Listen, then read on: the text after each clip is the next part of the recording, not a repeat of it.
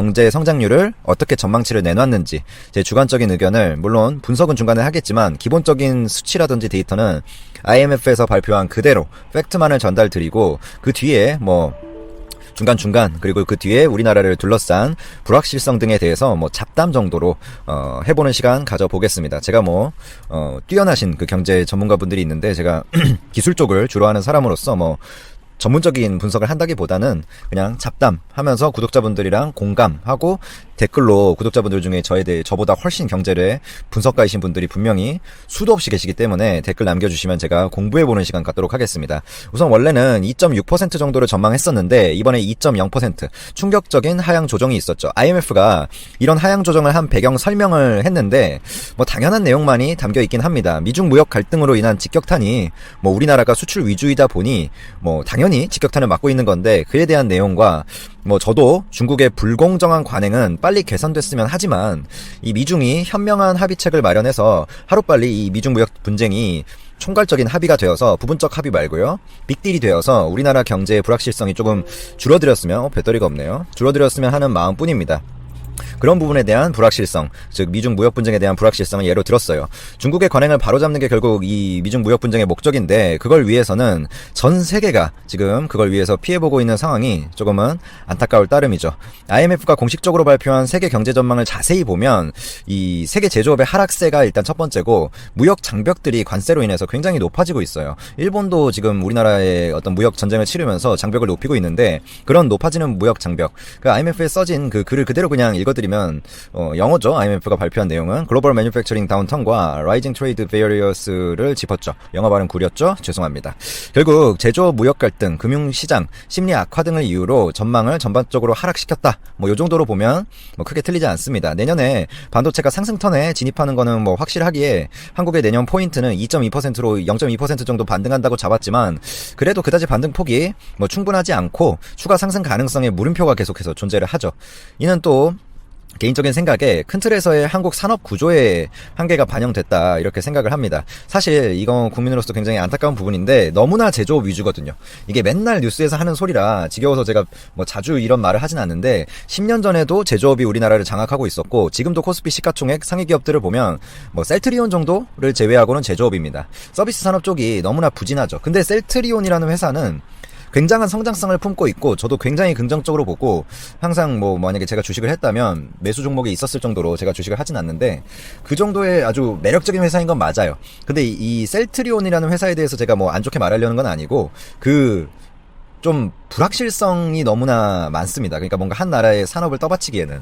그리고 이 자세히 조금 이야기를 하면 예민하신 분들이 있을 것 같기도 한데 주식을 가지고 계신 분들은 셀트리온 주식은 저는 뭐 지금 적정하다고 봅니다. 지금 많이 떨어졌고 반등할 거라고 보는데 그 이야기라는 주가가 떨어질 것 같다 올라갈 것 같다 뭐 셀트리온이 잘 될 것 같다 이런 이야기를 하는 게 아니라 그 구조적인 바이오 산업의 문제에 대해서 이야기하려는 거예요. 이 팩트가 바이오 산업의 성장성에 대해서는 저도 높게 평가를 합니다만 과연 그게 언제냐. 지금 바이오 주가 흐름을 보면 그냥 임상, 1상, 2상, 3상 결과에 따라서 주가가 막 하늘까지 갔다가 바닥까지 오거든요.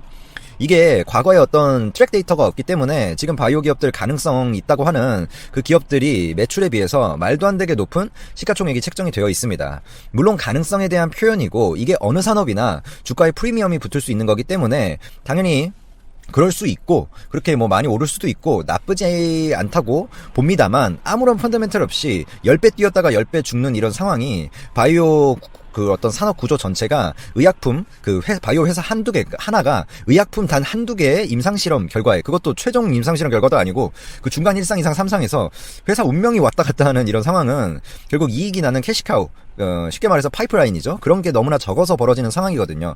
약 한두 개의 운명이 왔다 갔다 하게 되는 거죠. 파이프라인이 부족하니까. 이 의약품이라는 거는 개발까지 보통에서 뭐 5년에서 크게는 10년, 15년까지 보거든요. 소요되는 기간이. 우리나라의 지금 바이오 기업들은 이제야 그 기간을 채워가지고 약 한두 개, 3개 정도 내놓고 있습니다. 그러니까 최종 시판된 약들을 얘기하는 거예요. 지금 임상 막 R&D 단계에 있는 약들 말고요. 때문에 그 중에 분명히 성공하는 기업이 당연히 있을 것이고 그게 저는 한국에서 나와주길 간곡히 바랍니다. 셀트리온 같은 회사가 잘해주길 바래요. 하지만 현재의 과도하게 불안정적인 흐름은 한국 경제의 펀더멘탈 상에 결코 좋지 않다. 제가 바이오만을 이야기한 것은 바이오 말고는 더 지금 암울해요. 한국에서 지금 제조업 전기차 배터리도 미래의 산업으로 꼽힙니다만 결국 제조업이죠. 그러니까 전기차 배터리는 저는 굉장히 가능성을 높게 보는 측면에 있는 산업인데, 이 제조업에만 한국 산업이 국한돼서는 한계점이 명확하다는 뜻이에요. 삼성전자 하나 더 생기는 거죠. 근데 그거는 굉장히 긍정적이에요. 그거 생겨야죠, 당연히. 근데 그 산업에만, 모든 나라의 산업이 그쪽에만 편중되면 나중에 그 제조업 쪽에 위기가 왔을 때 나라가 휘청거린다는 의미입니다. MLCC 같은 것도 마찬가지고, 전기차 배터리 당연히 해야죠. 그거 하지 말라는 이야기가 아니라 저는 나라의 전체적인 구조적인 문제를 이야기하는 것입니다. 그런 제조업 이외에 그나마 희망이 있는 게 뭐 바이오 산업 쪽밖에 없는데, 그쪽의 방향성이 너무나 불안정적이라 언급을 드렸던 겁니다. 혹시나 뭐 예민하게 받아들이시지 말고요. 제가 뭐 전문가도 아니고 저는 뭐 기술 쪽의 이야기를 보통 하는 사람이고. 자, 그럼 본 이야기로 돌아와서 다른 기관들의 올해 한국 성장률 전망치를 한번 짚어보면, 기획재정부가 한 2.4% 정도 봤죠. 한국은행이 2.2, KDI가 2.4, IMF가 오늘 이제 2.0 발표했죠. OECD가 2.1, 무디스가 2.0, S&P는 1.8을 봤어요. 이건 좀 과한 것 같은데, 피치는 2.0 정도 보고 있습니다. 오로지 우리나라 기획재정부만이 그나마 뭐 2.4라고 이 긍정적인 평가를 하고 있죠.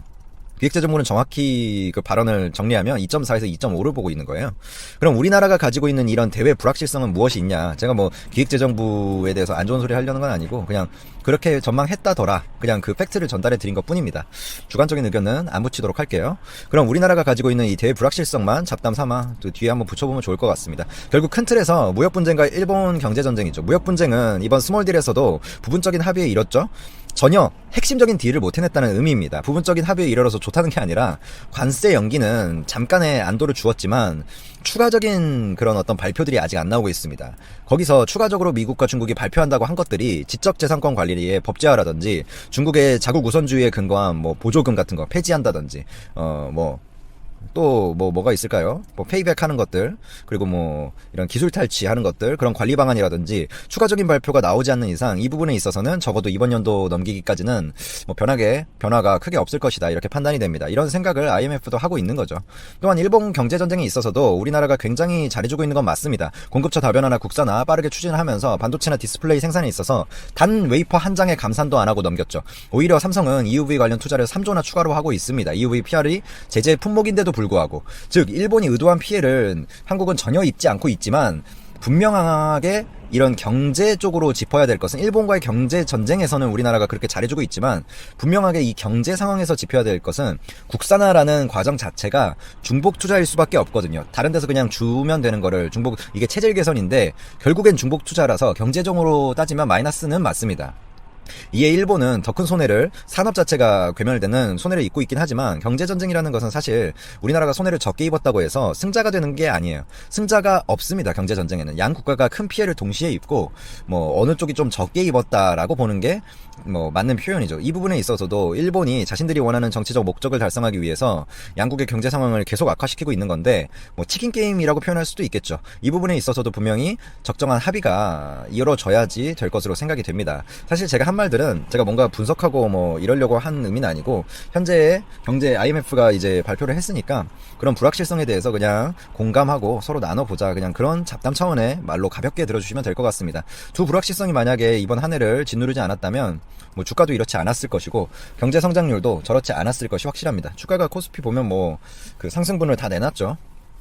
이제 다시 올라가야 되는데 경제 성장률이 전망이 또 이렇게 나와서 좀 안타깝네요. 저도 뭔가 예측을 하고 뭐 분석을 하려고 한 말은 아니고, 구독자분들과 한번 이런 이야기, 또 제가 경제 전문가는 아니에요. 뭐 기술에 대해서만 그래도 뭐 반도체나 전기차 배터리 그런 회사들에서 근무를 해서 그쪽만 뭐 쬐끔 그것도 알고 있는 것 뿐이지, 이 부분들에 대해서 저도 배우고 싶어서 제가 가진 생각들 한번 올려보고, 댓글로 이 한국 경제의 미래에 관한 어떤 첨언들 남겨주시면 저도 한번 공부해보는 시간 갖도록 하겠습니다. 감사합니다.